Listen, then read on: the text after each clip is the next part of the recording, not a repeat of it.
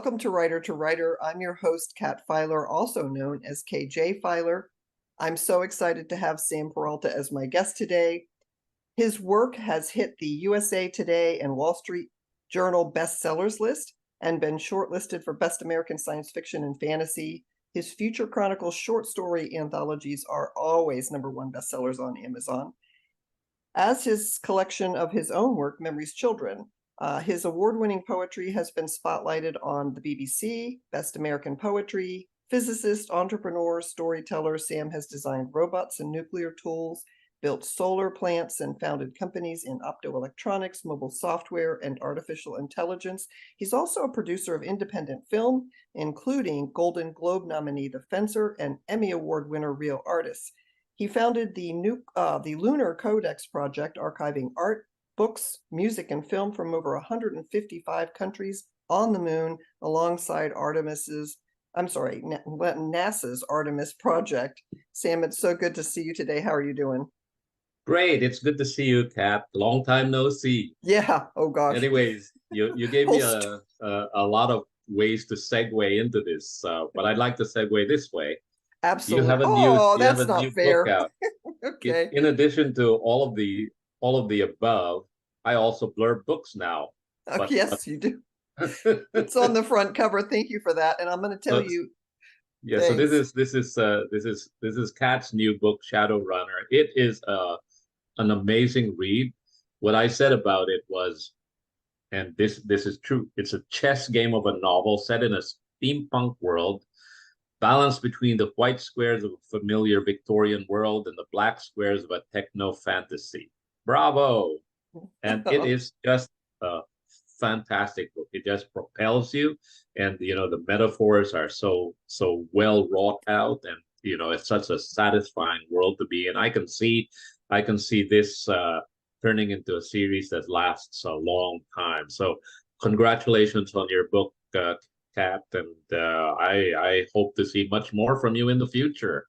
Thank you, Sam. And I wasn't planning on plugging my own book, but I will say this, since you've plugged it, I'm going to tell you that it's you're the reason I have that book. And I'm going to back up for a minute. My very first ever fiction byline is a story in Chronicle World's Legacy Fleet, which is headed for the moon.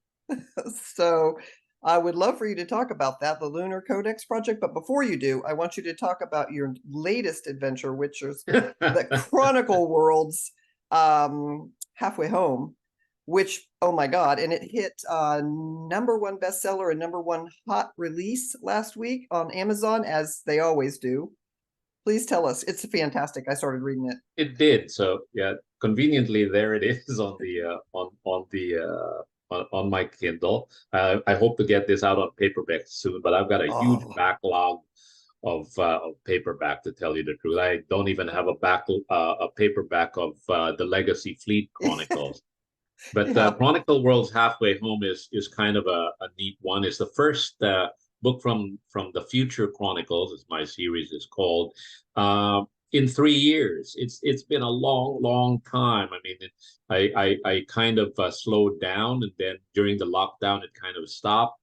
And then I started to collect my own short stories. So Memory's Children was actually one of the short stories. It was a short story collection that I put together during the lockdown, and that came before Halfway Home. But after a while, I thought, gosh, I've got to put this together. And this is based on a novel, Halfway Home, by Hugh Howey. He's quite a renowned independent author, and he self-published the book Wool way back when, and it just went viral, and it went on to sell millions of copies even before it got picked up by any major publishers. Obviously, since it was selling so well, it got picked up just for paperback. He kept the ebook rights to them at the time, and fast forward 10 years down the road, and now he's got a series on Apple TV Plus. Yeah. It's called Silo. Is now the #1 streaming property on Apple TV Plus, and indeed, at one point, I think last week, it's the #1 series being watched all over the US. And he took a Yes. screenshot of that, like #1. And I commented to him that, oh gosh, you're still an indie at heart. You take that screenshot when you're #1. And he says, yeah, you know, you never know. You're #1 for now. Next week, Yeah. it's not going to be there, etc. So he took this screenshot and just reveled in the moment. Yeah. And so you know, you revel in those little moments. That's the philosophy. You don't know what's going to happen. So any little successes you have, whether it's the release of a new book, the release of a new movie, or whatever, you just, you know, find the joy in it, and that just propels you enough to keep you going. But the series is really good. It deviates a little bit from the book, but it has gone through its first season now. It's been renewed for season 2, and it's a lot of people are talking that it's got the chances for an Emmy, which Yeah, is I think so. incredible. Yeah, Emmy like this one. Oh, I you thought I'd do something new here, see. and Okay. yeah, that is real. There you go. I And it got is real. so I mean when you've got a when you have a you never know where life is going to take you, right? This is one of these things that I never thought. When I started out in the writing business, I thought I'm going to write books that turn into uh, maybe the Nobel Prize or something like that. Writers always have this in their mind. Maybe a Pulitzer, a Hugo, maybe for science fiction. Oh, I'm okay with a Nebula. It's all right, even if I don't get the Nobel Prize. But I started these chronicles as a way to basically put my own stories out there, right? I didn't. I started out in poetry, and that was my first love in writing. And I put out 5 poetry books.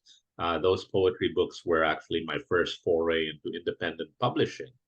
I put them out there, and lo and behold, they all went to #1 on the American Poetry bestseller list. Now, before you get too impressed with that, it doesn't take a lot of sales to become #1 in poetry, right? Well, I but you mean, can still claim that. yeah, how many sales do you need for #1? There are bestsellers out there who hit million copies, but all I got to do is just kind of like, don't release my book when they're on, right? And I'll be okay. Uh, but after that, I put some of my best poems together, and I sent it out to a regular publishing house with those dreams of the Pulitzer and Nobel Prize in my head. And they said, "Whoa, this is pretty good." I sent a sample out, and they said, "Send us the whole manuscript." So I sent them the whole manuscript, and they didn't reply to me. So I waited 2 months, 3 months, 6 months, and I thought, after a year, I thought, oh, gosh, I better find out what's happening here. I thought, how long should I wait before I say what's going on? So I inquired after a year, and they basically said, well, sorry, you fell through the cracks, but we don't want your book. Oh, So I said, I spent a year on this thing, and I went into a deep funk, really deep funk, and I stopped writing for a while. oh. I was in a bookstore once, and I was looking through books, and I was looking at Margaret Atwood's books. Margaret Atwood is the Canadian author of books such as The Handmaid's Tale and things that have really made it to the big screen and gone on to become big bestsellers, and her winning major awards. In fact, she was nominated, I believe, for the Nobel Prize, Mhm. et cetera, et cetera. And I think, you know, she's deserving of one, even if she doesn't win it. But she's won Yeah. probably every other major prize out there, Yeah. and she's got a whole stack of novels there. And I realized she had one poetry book.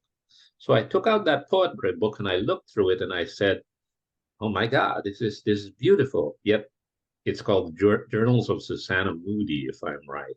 And I put it back and I looked at that one slim poetry book against all her huge corpus of novels. And I thought, well, shucks, I can do this, There you right? go. I can Yeah. take my poetry and I can put it into prose. So I started with short stories because I didn't have the stamina to do a novel. And I wrote something like a 500 word short story called Trauma Room. Trauma Room was a calling card, if you like, that I thought, okay, 500 words, very quick, very easy to read. It was a thriller, it was science fiction, it was romance, just world building. And Kat, you've read it, so you Yes, I know have and how love that it. I structured it so uh, in such a disciplined way that every Yeah. word isn't wasted down to the final sentence where the big reveal is, and that big reveal basically changes a lot of what you know about the characters.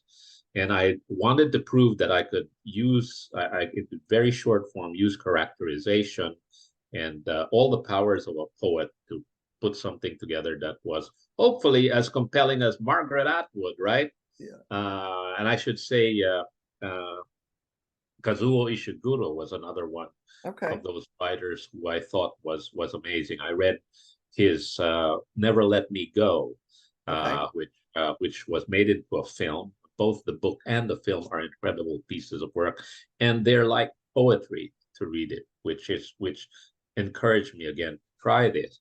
So I back to Trauma of the short story. I took that short story and I started shopping it around to different editors who I knew were putting together anthologies.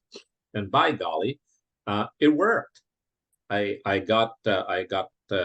used this and I said, "You're in a time travel anthology. You're doing the time travel anthology. Could you use one more author? Here's a short story. Take a look at it." So 500 words, right?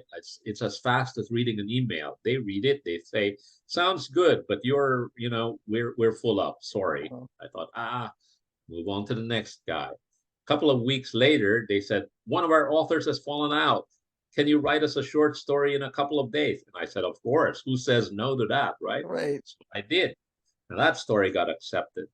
Then I got an acceptance for another anthology that I did a spec to. I said, "Here's a short story. Can I do this?" And so it became Liberty, a Yeah. story about a robot who was crowdfunding for her liberty, and was a story where robots were basically uh, uh, slaves Yeah. to their human owners.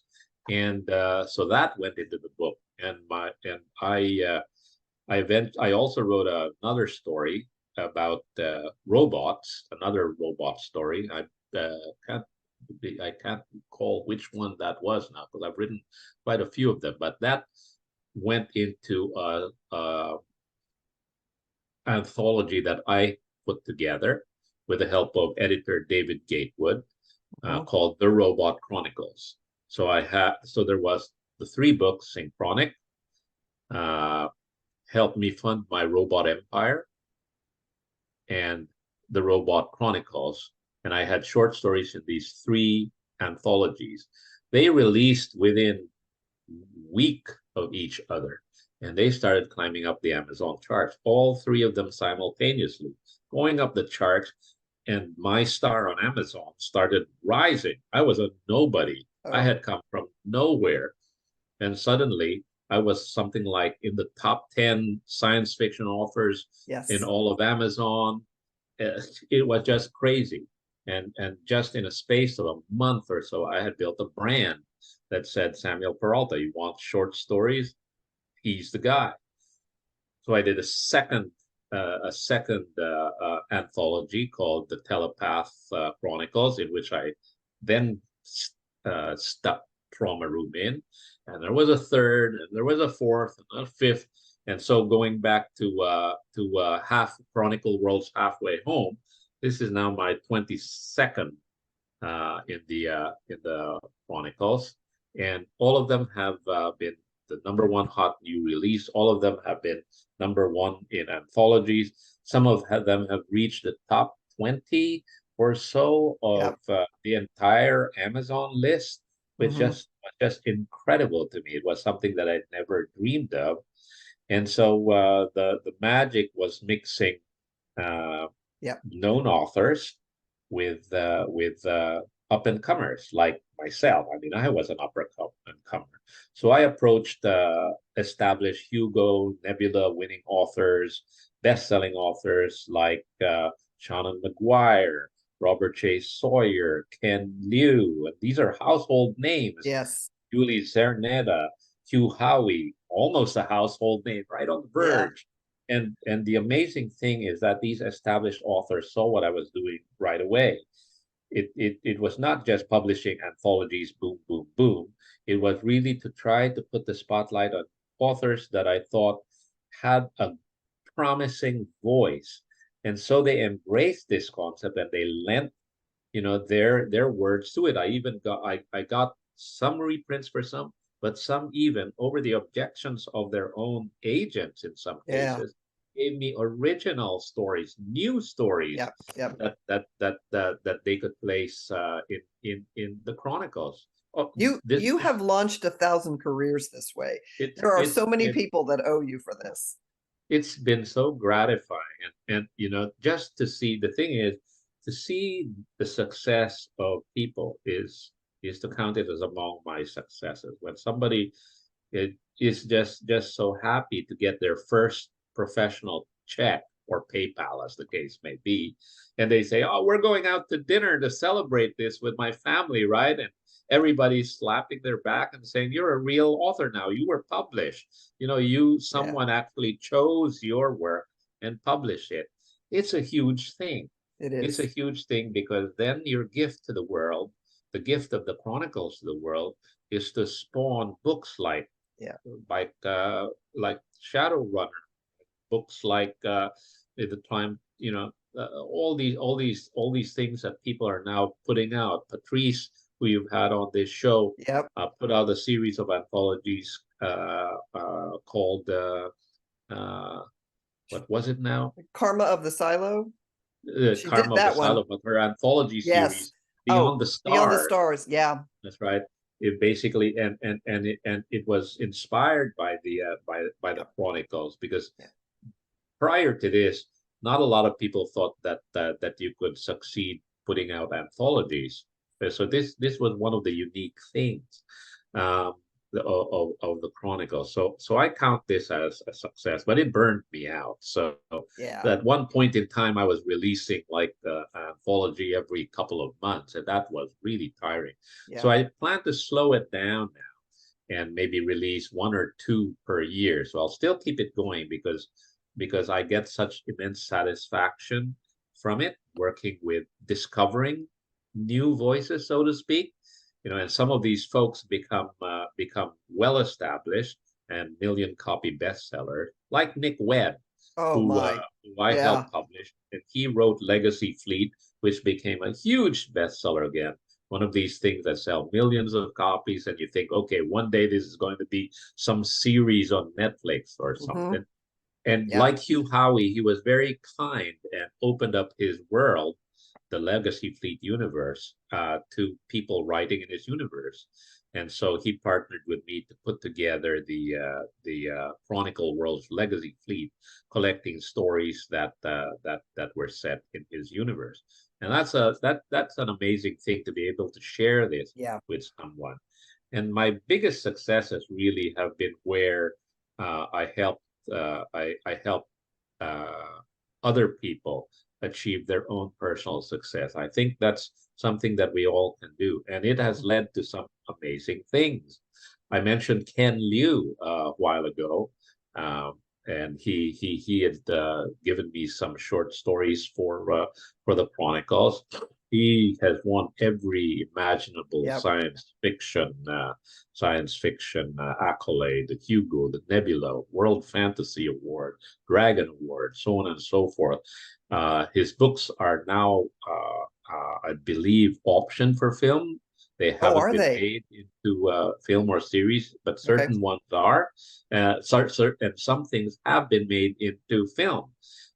For example, one of the short stories that appeared in the Future Chronicles was made into an episode of Netflix's Love, Death, Robots. So Oh, it's so cool, right? I mean, it's Ken Liu's genius, right? But I participated in it, so I hmm. could watch Love, Yeah. Death, Robots and say, hey, that story, appeared in the Chronicles. I can be proud of that. I'd be prouder if it were my stuff, but that's for the future, right? The Mhm. best is yet to come. But it's Absolutely. just amazing. And one of the things that Ken Liu did was he wrote another short story called Real Artists, and uh, uh,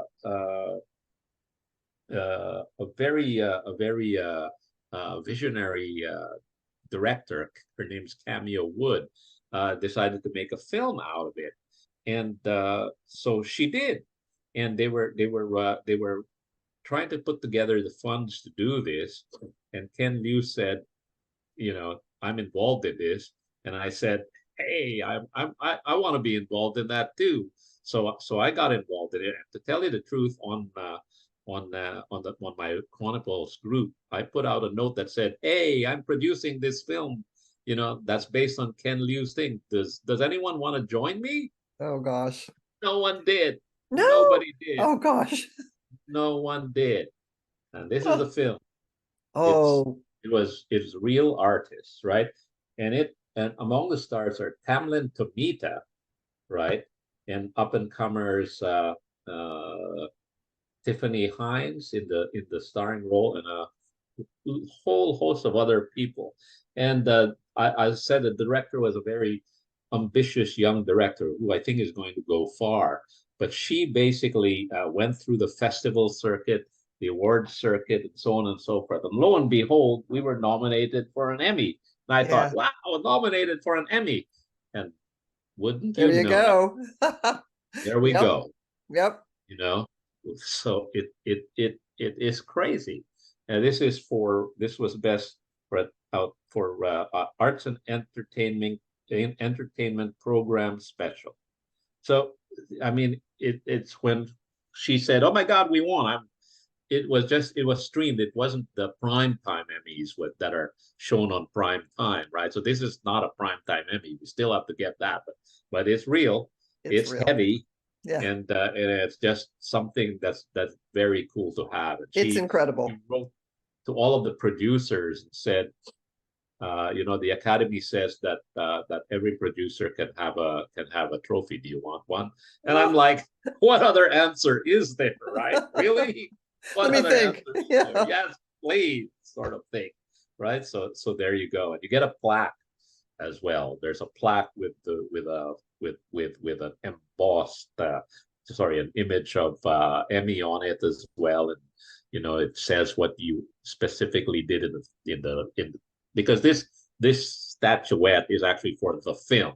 I Okay. personally didn't didn't win the Emmy. The film won the Emmy. That's Yeah. what I have to explain, right? The Yeah. film won the Emmy, and as a producer, co-producer, I'm entitled to an Emmy because how do you give the Emmy to the whatever to that's what the film award is all about. So it's very cool.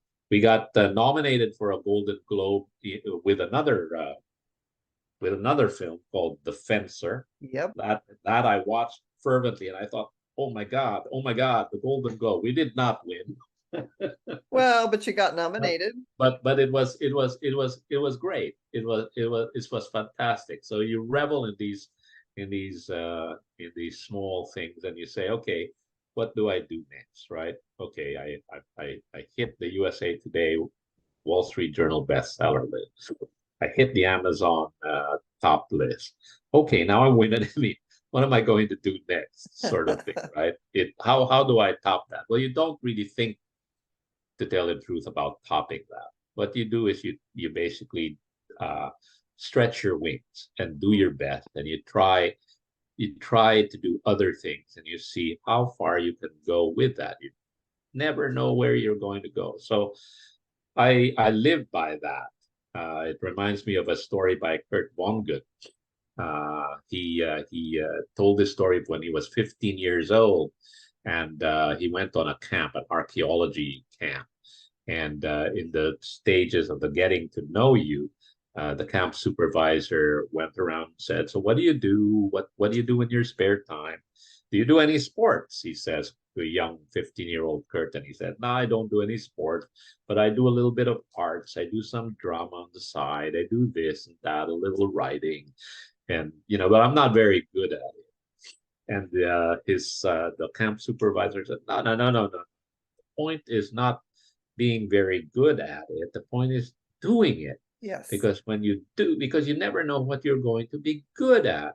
So you do it, you try new things, you make yourself a little bit more interesting. You've got a lot more to talk about with people, and if you end up doing amazing things with it, well, that's a bonus. And Kurt says that changed his life. Yeah. Because things didn't become all about winning. Oh, I've got to go, I've got to do this because I've got to win. I've got to do these sports because I've got to win. No, you start running because you like it, you love it. I started weight training because I liked the way that it made me feel, the way it made me feel stronger. I didn't want to enter and become a Mr. Olympia or anything like that.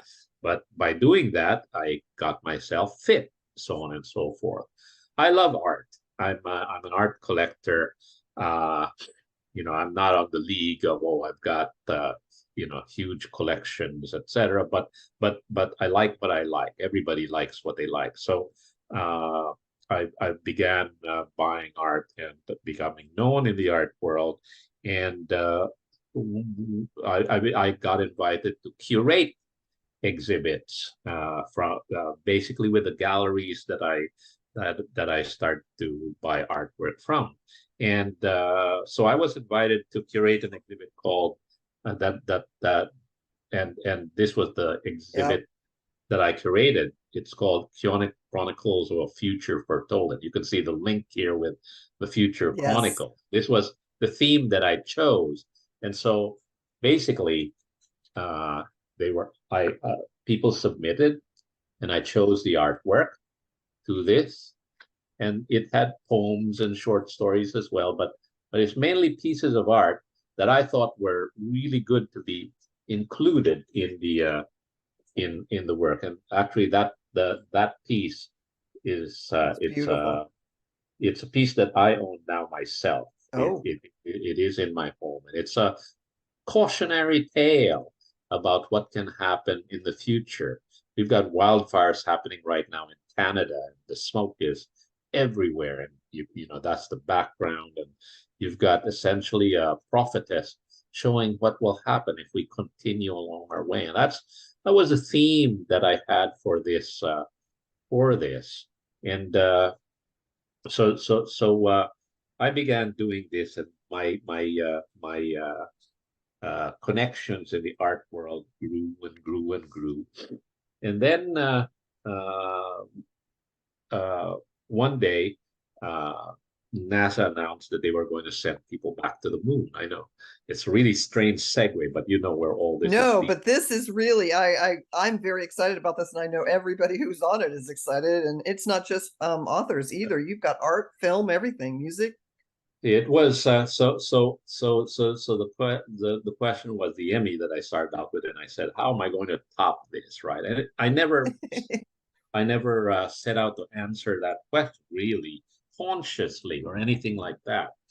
But NASA started out with the Artemis program, and the Artemis program is a project to put humankind back on the moon, and more than that, to establish more of a permanent base on the moon. There are commercial reasons for doing that in terms of resources and so on and so forth, but also during the Apollo missions, there were a ton of spin-offs from the mission, technological spin-offs that greatly benefited us on Earth. So a few people realized what this meant. What this meant is that, first of all, NASA started outsourcing its ability to build rockets to launch and send things into space, and that's where you get the SpaceXs of the world. And Elon Musk took advantage of that. He was funded by NASA, got government grants, and built SpaceX into what it is now. which is the foremost launcher, not just of rockets to the moon, but really satellites for communication, Yep. satellites for the military, and any sort of payload that you need to put in space. They're basically at the forefront of the market. There are other groups called like the United Launch Alliance or the ULA, which consists of former subcontractors to NASA. When NASA said, "Okay, we're not going to be in the business of doing this. We're just going to be basically training astronauts, putting the scientific instruments together, like telescopes and spectrometry instruments." And that's what we want to do. You guys figure out what you're going to do to launch these things. So these people stepped into the fray. Jeff Bezos's Blue Origin is another outgrowth of this. They're trying to build, they are building rockets to launch things out into Earth's orbit.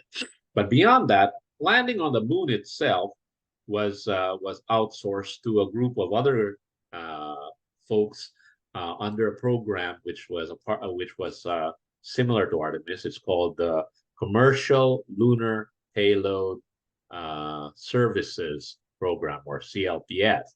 And the name exactly tells you what it says. It's Commercial Lunar Payloads. And that means they make available payload space. Mm-hmm. You purchase them and you put whatever you want on them. Their biggest customer, obviously, is going to be NASA, because NASA is going to buy payload space, and this payload space will contain whatever it is they want, whether it be instruments or humans, mm-hmm. right? Robots, whatever. And so these companies open up their payload to not just to the military or big corporations or just to NASA, but they open it up to everybody. And this was the realization that Susan K. Quinn had when she started her Riders on the Moon, and the realization that quite a few other people had as well, except that quite a few other people started charging for that payload space as well. It's kind of like a sublease. I lease this building and then I sublease to other tenants and so on. So there was always a profit motive to it, so to speak. There are groups out there that are not profit motivated, but they're not a lot of them. So when I realized that this was possible, I said, "Good Lord, this is amazing." Yeah. I was also very lucky because I was chosen as one of the ones to go into the space that Susan K. Quinn had reserved. I'd reserved some space for myself, but I have to tell you, mainly for myself, yes, right? Of course, but that's okay. So that project was Project Moonstone, and which was a very personal project. Right, basically it was about poetry, etc. And Susan's basically opened up her payload to others, and I was one of those she had chosen. And I thought, wow, this is very cool. So obviously, first thing I put on there are my poetry, right? And then I said, wait, I've got anthologies too, so I put my anthologies on, and holy moly, it was the same effect that you get with publishing the Future Chronicles. Yeah. Every single author on those books said, "Oh my God, I'm going to the moon." Yeah. And just like being first published, there was an immense groundswell of joy among those authors. And I said, well, this is amazing. If I start sharing this space, then I spread that joy that I feel personally to others as well. And so I said, what else do I do? Well, shucks, I curate art. Yeah. I curate art. So I started putting all of this on the memory card that I have, until I have, like, I don't know, Susan invited 125 authors on board. And I had I had over 1,000 authors, artists, and a couple of musicians as well. on board. Well, the musicians were essentially the people that I knew personally, right? On board, but only a couple of songs were on board. And gosh, guess what? Yeah. I produced film. Yep. This is nuts. Because if you look at the back of the film and you look at how many people are involved in a film, every one of those folks, will feel that immense rush of joy when this happens. The other thing is this happened at the beginning of the pandemic, and so there was a lockdown, and all over you had museums closed, art galleries closed, little clubs and nightclubs where musicians ply their trade. All of them closed down. Yeah. So artists were at home wondering what they were going to do, cut off from their income, essentially. It's like on top of a pandemic and lockdown. I can't show my art. It's crazy. So what happened was I realized this, and I started not to stop at just where I was, but to keep on going. So I started buying more payload space. On the Peregrine itself, I looked for other folks who had payload space that I could sublease. So I basically paid for more payload space, more and more, and I just kept on going until the deadline for loading it up, and it was just incredible. So that had loaded up what I call the Peregrine collection, which is everything that I have on the Peregrine lunar lander, which is a lunar lander that was created under the CLPS program by a company in Pittsburgh called Astrobotic Technology, and most people have not heard about them yet, but they will sometime very soon, and they may well become a household name like SpaceX, which is incredible. Then I heard of other lunar landers that were going up. One of them was the Nova C lunar lander that was being built by a company in Texas called Intuitive Machines. And so I did some inquiries, and they did not take memory cards. Okay. Right? They did not take memory cards, but they did have facility to do other things. So I started looking at the technologies to do the other thing, and I came across technology called nanofish, and let me show you what this is all about. So you remember the catalog, yeah. Exactly. Well, that would be very expensive to put that on a mission to the moon, and that's one of the reasons you go to digital memory. But if you can't put digital memory on board, what do? Well, what we did was we took that catalog, and that catalog was miniaturized. Oops, wow. and it's now this. You so can I'm going to see bring that. this up closer. Oh my gosh, look at this. You can see it. You can actually see the catalog right there. That's the cover. And if you scan it, those are all the pages of that catalog. And that basically has been etched on gold. So that entire catalog is etched on gold, the size of a credit card. It's still kind of big, but you've miniaturized it, but the pages are readable with the human eye, right? Mm-hmm. Yep. They are monochromatic. That's unfortunate, but hey, that's you've miniaturized it. Now that's ready. Now this thing has been tested in the high seas simulation in a facility in Hawaii, where they simulate the conditions on Mars. Okay. So this is actually Mars ready. Okay. If anybody's going to Mars and has some free space, give me a call. Okay. But we went a step further. And the technology was not something I invented. The technology was existed out there. But what I'm going to show you now is that this is the size of roughly a quarter. And I can bring it up closer to the camera.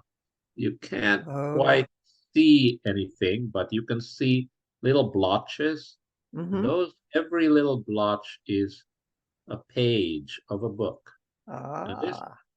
on this disc is Isaac Asimov's Foundation, and Okay. it's a science fiction novel.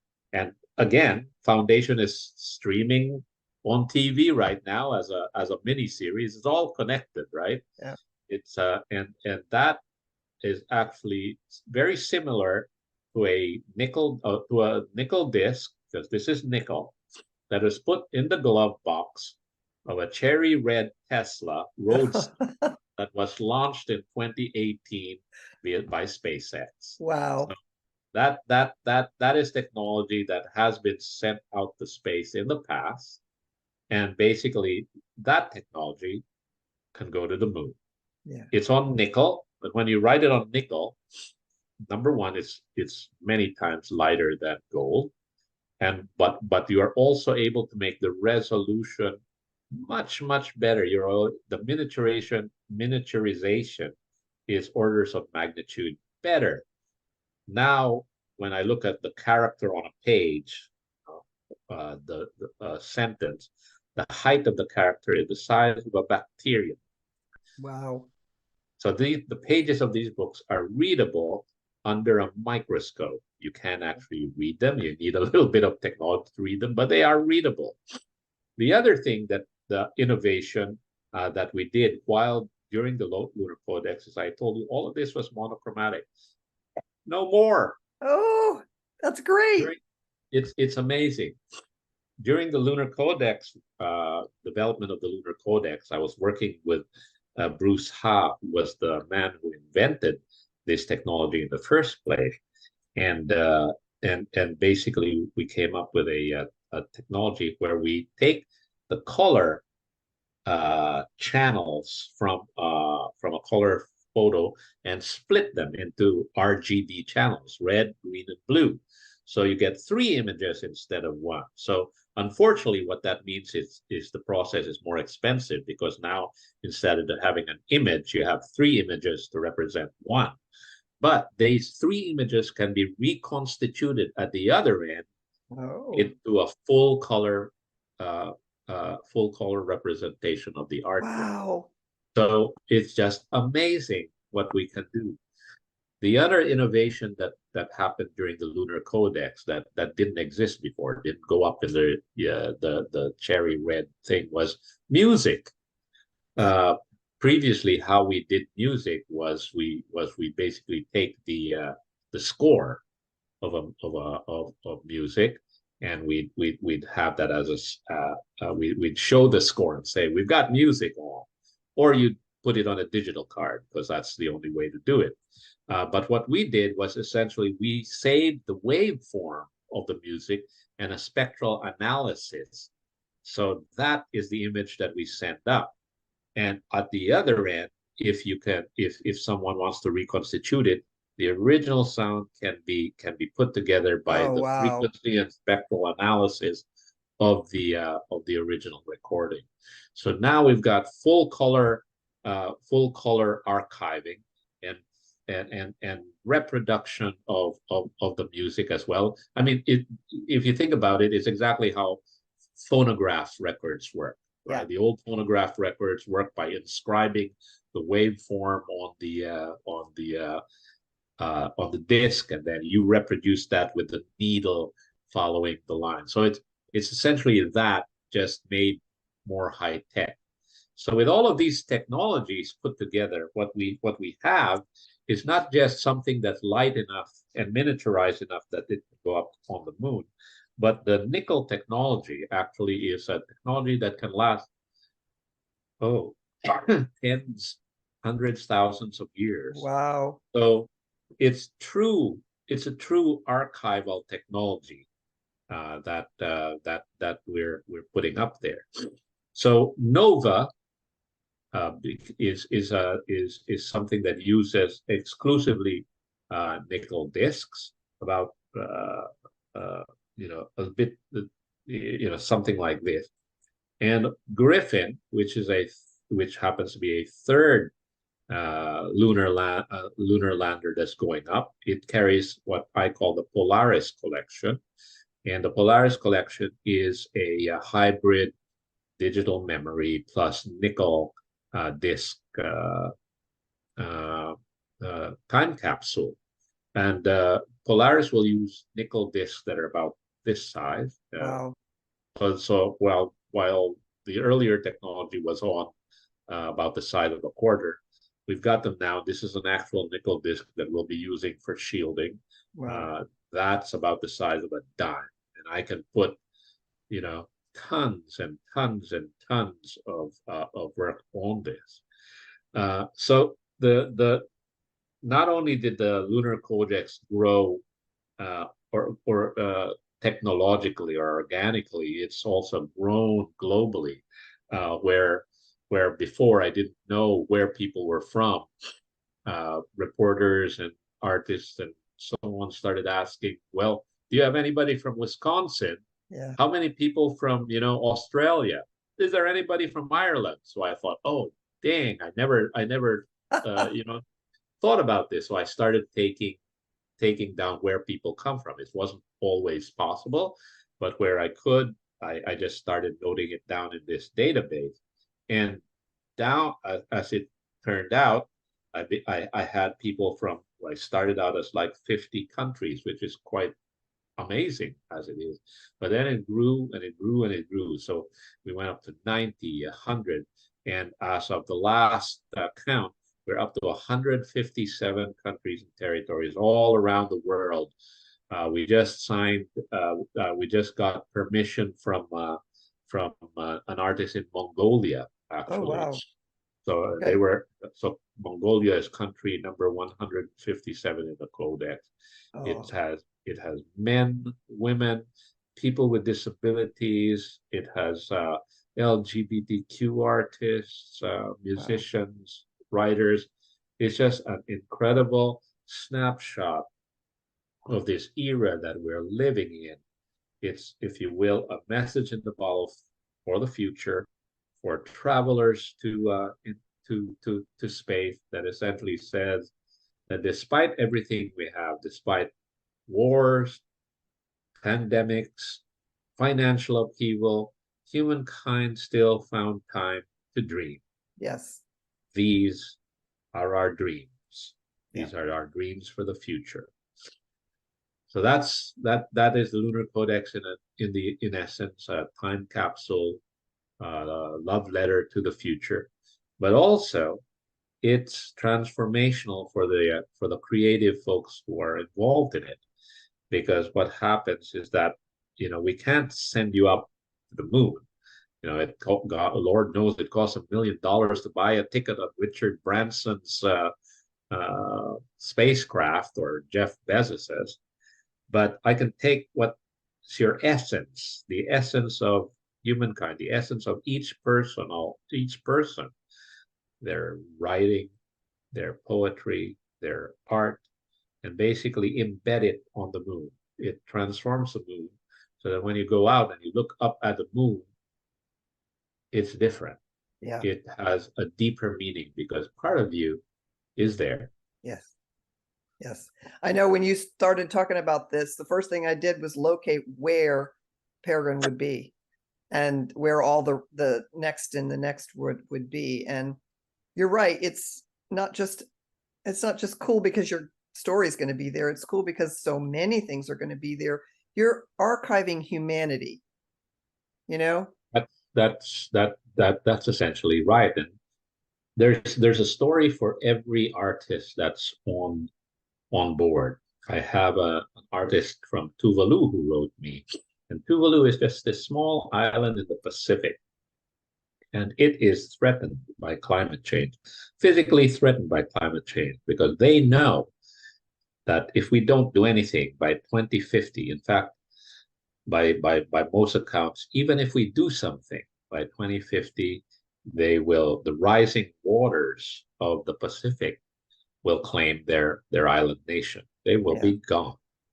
Already they're trying to figure out ways that they can transport the population somewhere else. And the question is, how can you preserve these countries like Tuvalu at a, how can you preserve their culture? So he wrote me and he says, oh my God, he says, it just it just means so much that he knows that even when he's gone, his culture will live on.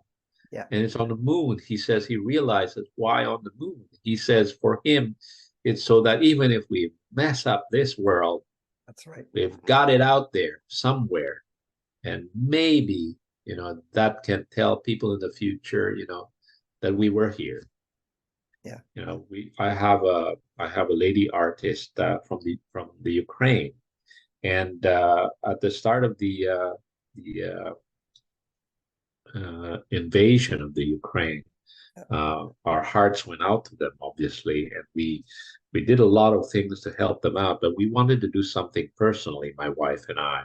And as I said, we do collect arts. We tried to look for an artist that we could connect with in terms of them being perfect for the themes of our collection. And we said, we can help her personally by buying her art. And so we found this lady named Olesya Juraeva, and we first found her art in a gallery in Chicago called the Mesh Art Gallery, and the proprietor of the gallery was quite emotional when he talked to us, because he says anything that you pay for Olesya's work, he says the gallery is not taking any cut. Everything goes to the artist. Galleries will obviously normally have a commission on this, a sizable commission, Yeah. but this was his way of giving back. So we bought art from the gallery, and we have added it to our collection. I contacted Olesya, and she had been on the run. She lives and works in Kiev itself. And so during the initial attacks on Kiev, she and her family, she has daughters, fled Kiev and were in hiding in the countryside. And when she was in the countryside, her the draw of her art was still strong. She couldn't do anything, but she had to work with the things that she had on hand. So she got wood that she was cut from the forest. She had her knife, and basically she used that knife to cut imprints on the room, on the Wow. wood. She's a printmaker, I should tell you, but she didn't have a regular linoleum and inks. So she cut wood to make the actual impression. And then instead of ink, what she did was she took native Ukrainian soil, black soil, and mixed it with water, and basically imprinted the hewn pieces of wood in it, and basically used that on paper to block out prints of her impressions of the war. So you can see it's in a series she calls Window of Hope, because she has pieces in it like the house whose lights went out forever, for example. But she ends it on a note where she has a piece of wood that's shaped like a house, and in the middle of the piece of wood is this white square that's the only light in the darkness, and that is her window of hope. Wow. So I Wow. said her art and the plight of our country so moved us that we would be taking that entire series, Window of Hope, along with the other pieces of work that we collected, and take images of them and put them on the Lunar Codex. And she says, oh my God, same as the man in Yeah. Tuvalu, you don't know how much this means. Her country, she says, she does not know what the future is. They may be destroyed. Remember, this was at the beginning of the war. We didn't know anything. We Yeah. didn't know how it would turn out. And she said, but at least she knows that some part of her will still live forever. Yeah. She doesn't know what will happen to her personally. She was on the run, in hiding, but this part of her will live. Yeah. And so It, there are stories like this all over the Lunar Codex. It's just incredible. We have people who are disabled who paint with their eyes. We have people who are basically plucked from all of their years of work and have had very little recognition, but because a curator who works with a codex looked at their work and said, your work is worth saving. Your work is worthy of being saved for the future for humanity on the moon. And it's just transformational for many people. It is. And makes this work as tough and as grueling as it is to go through everything we do for the codex. That makes it all worth it. Yeah. I will say that one of the reasons that I write, even before I tried to even get published, I was just writing in case somebody ever wanted to know who I was. There was a drawer full of who I was. And then when you get published, you hope that maybe you touch readers. And then you start to think about it a little bit more and you think, well, I bet somebody not yet born. I've read Isaac Asimov. I've never met him. He's gone. Or Arthur Clarke. A lot of authors and even historical figures and stuff. It's a big thing of mine to try and find letters or manuscripts or whatever from people that I admire in history. Elizabeth I is a big one for me. Right. And if you can find anything that was written by them personally, you kind of get a peek at who they were as a human being.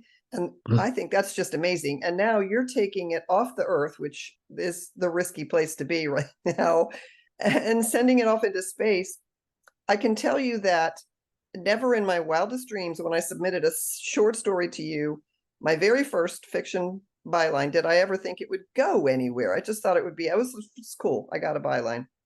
And now look, okay. So hey, the byline was cool enough, wasn't it? It was very cool.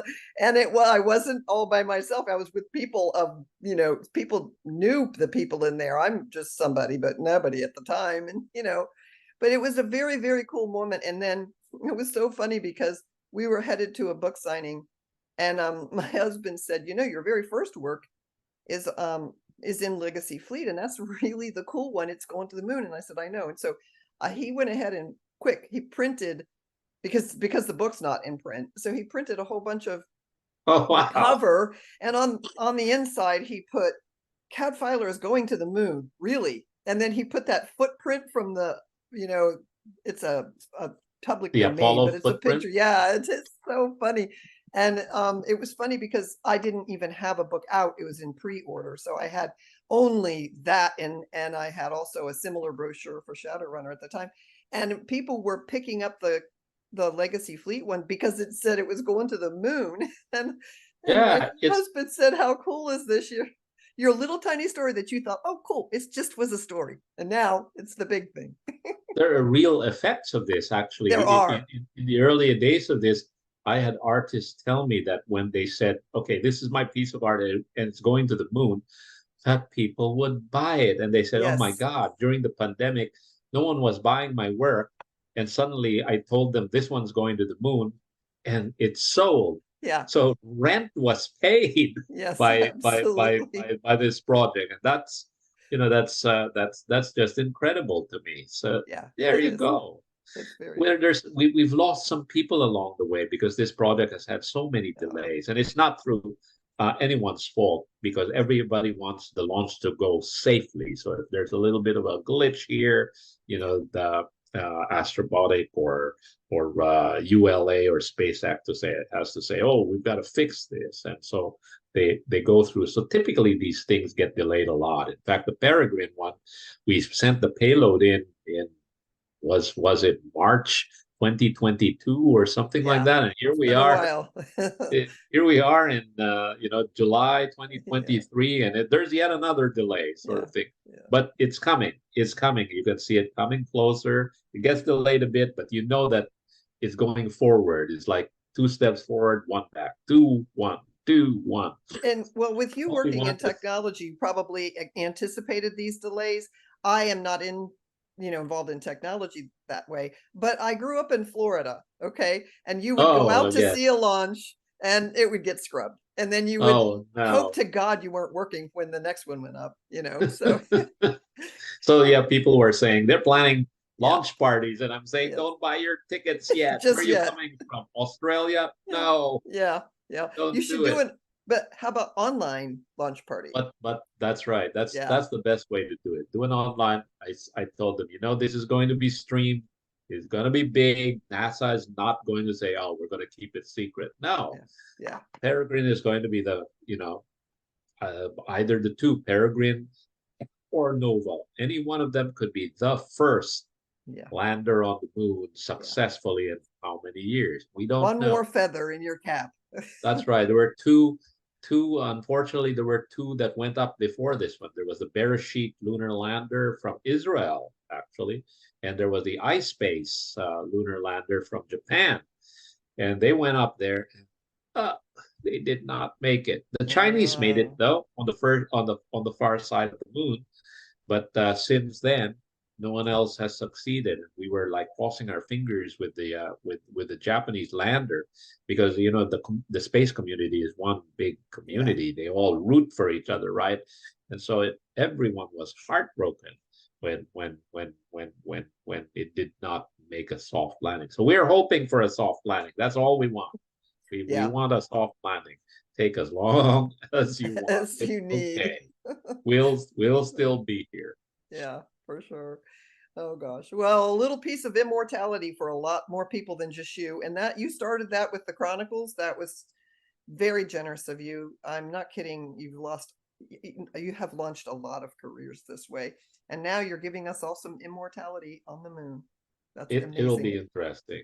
For Yeah. me, like I said, the interesting thing is the question was, well, so what do I do next, right? Yeah, I was just While going to while ask, while we're what's waiting. next? So I'll There give you you a go. Okay. that's the clue. Well, it's Okay. not a clue. It's a blank canvas. It's same as a blank sheet of paper, but this is a canvas. But I'm shortly going to be launching my own art website with paintings. I do acrylics on canvas, and the website is up. And I've shown my pieces to select galleries already. And one gallery representative was so excited. She looked at the work, and I kid you not, she says, "Oh my God, this is brilliant." And I thought, brilliant? Oh, wow. So my head kind of like went this big, right? And I thought, oh well. I showed it to my close family. They loved it, except my mom. Okay. My mom hated it. Oh no. I could tell she hated it, but she was very nice about it. She was very nice. Now my mom has some is actually an abstract artist of renown in my country, the Philippines. She was the first woman abstract artist in the Philippines. Wow. She was educated in Cranbrook Academy in Michigan. That's where she got her MFA. She taught at the Philippine Women's University and so on and so forth. And she has very strong precepts about art, what art should be like. And on the one hand, she was very happy that finally one of her children was following in her footsteps, because Okay. nobody became an artist. One of them became a writer. One of them did music. One of them did journalism, but nobody. And my dad is a playwright. So it's like, Oh yay, gosh. ever since Okay. he's an anthropologist by day Okay. and a playwright by night. Kind of like me being a physicist by Yeah. day and whatever it is at night. Yeah. And it's hard to explain what I do like that. Yeah. But so she was on the one hand very happy that there's another artist in the family. On the other hand, she says, "That's Okay. what you paint." And so the best she could say is, "So you're working with acrylics?" And I said, "Yeah." He says, "You're not mixing it with anything, right? Just plain acrylic." I said, "Yes, just acrylic." He says, "Okay, good." So she keeps me grounded, right? I've Yeah. got on the one hand someone who says this is breathtaking genius, and the other is like, "Oh my God, you've betrayed art." Oh God, So Sam. we That's so shall funny. see. We shall see what it's like. I know one thing for sure is when it comes out, you'll be surprised. I've already been invited to a big art fair in Miami, Context Art Oh, Miami. It's happening in December, okay. the early December this year. I'm in 3 group shows for 2024. Crazy, huh? It's like Wow. so I'm in 3 group shows of 2024 in a gallery in Chicago and in Florida. And what my representative has said is keep your art under your hat for now. Keep painting so that you have a body of work, because I'm just starting out, right? All I did was I had to show her what I showed her essentially my spec short story. It was like Trauma Room. Yeah. Yeah. Here's Trauma Room. There you You go. think this is good enough? Get me onto your anthology. So I showed her my piece, and do you think this is good enough to get me into the show? And it was good enough. Wow. So I'm sure the Lunar Codex kind of helped, Yeah. Oh, that wow. reputation kind of helped, but we shall see. I mean, we shall see if it works out, then that's fantastic, right? Yeah. But if not, well, you know what? I've been enjoying painting. It's a That's new right. creative outlet. I'm doing it. Who knows where it leads? It's another thing that that'll add to my to what I know, and I'll have more to talk about with you with the next interview if you'll have me Absolutely. back. There's definitely going to be a next interview. There's always a next project with you. I don't know anybody who's doing as much as you have been doing, and I don't even know when you sleep. So yes, for sure. Please come back. Yes. It'll be great to come back. My first art piece is called "Oh That I Could Breathe Again Your Breath."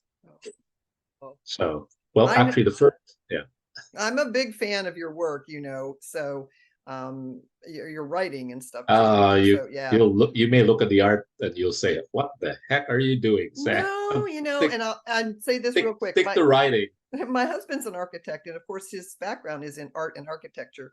And when I first met him, he was showing me work that I wouldn't pick to go in my living room, and he was explaining it to me. And I thought, I'm really glad that he's explaining this, like he's sharing this with me, because I understand it now. Even if I wouldn't necessarily want it in my home, I understand what's behind it and what it means. Yeah, And art always means something. So that's yeah. that's art. You may not, you appreciate it. Yes. You wouldn't hang it in your house, but you appreciate it. Yeah. And then you'll find art that you say, "Wow, I appreciate it, and I want it in my Well, house." I will tell you, there are That, things I would put in my home now that I wouldn't have before because I was uneducated about that. So there's your first impression about something just as looking at it, and that you're bringing to that, you're bringing your own history to that. You're bringing your likes and dislikes from your own life. But when then you start to understand the artist, it starts to change the way you look at the art. So Mhm. yeah, That's exactly right. your So mother we will shall come see. around. Okay. Whatever is she is proud. Put She it is. that way. Yeah, I'm sure she is. Well, I am too. Listen, Sam, it has been wonderful having you, and I really appreciate you making the time. And there has to be another interview, so keep me in mind. And to listeners, please look Sam up. And if you're a reader, you need to look him up. I'm going to put links down below where you can find all of the aspects of Sam Peralta. It'll be a lot of links. So, and talk to your musician friends and your artist friends too, because they need to find out who Sam Peralta is. Oh my God. I'm gonna get a lot of letters now. This is crazy. There you go. Thanks, Kat. It's been a wonderful time talking with you. Absolutely. I'm so pleased that you found time for this. Thank you so much, Sam. All right. Bye-bye.